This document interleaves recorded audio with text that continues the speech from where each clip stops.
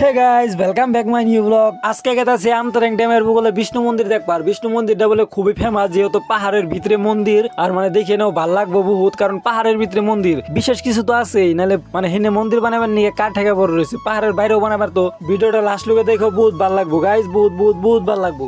মেলার সময় রানিং করার পরে ফাইনালি আমরা পেলাম মন্দির। এখন জামু স্যান্ডেল মেন্ডেল খুইলা মন্দিরের ভিতরে গাইস সানমান কইরা এনে ভগবানে কি পাপি দিবনি নাকি এই যে দেখো আর একজনের যজ্ঞ করা জায়গায় উঠে নিয়ে পুষ দেয়, কি রুম পুজো গাইস। মনে করো ভক্তি শক্তি দিয়া সুন্দর করে ঢুকে বলা মন্দিরের ভিতরে, পরে দিয়ে যে সিকিউরিটি খাড়া রয়েছে দুইটা, এই যে সাইডে একটা আর একটা ওই সাইডে একটা। অন মানে করো ঢুকপার দিব না, নাই সিকিউরিটি জোর মুর করি নেই, আর কারণ পরে যদি পোকা দেয় अबे साले না গাইস, মানে সান টান করি না দেখে নিকে ঢুকে নেই। পরে মনে করো বললাম রাধা কৃষ্ণর মন্দিরে। গাইস মন্দিরটা এত লেত্রা হয়ে রয়েছে, মানে অনি বুঝলাম যে জরুরতের বাইরে কেউ মনে করে না। যখনই জরুরত হবো তখনই ভগবান, যখন জরুরত শেষ তখনই তুমি আমার চেটের বাল, এরকম মানে কথাটা খারাপ পায় না গাইস, মানে কোন লাগে। তখন এটা মন্দির দেখে এত লেত্রা করে থই পারছে, এটা যদি বাড়ি হইতো তাহলে পারতো। ভগবান আমার ভুল হইলে আমার ক্ষমা করে দাও, আমি তোমার কোটি কোটি প্রণাম জানাই। মন্দিরে আধা ঘন্টা সময় ঘুরার পরে আবার যাওয়া দিলাম ড্যামে মুঙ্গি, কারণ ড্যাম স্যাম দেখে বলে রুমে যাইবো, তারপরে যাই হন ড্যামে। কারণ আমার যে ড্যামে যাওয়ার একবারে মন নাই, কারণ একটা বস্তু আর কত দেখুন বারে কৌছে তোমরাই কও। পরে পেলাম ড্যাম গাইস, খালি আমি ডলংটা দেখি, আগে ডলংটা আগে যে ঢেডরা আসলো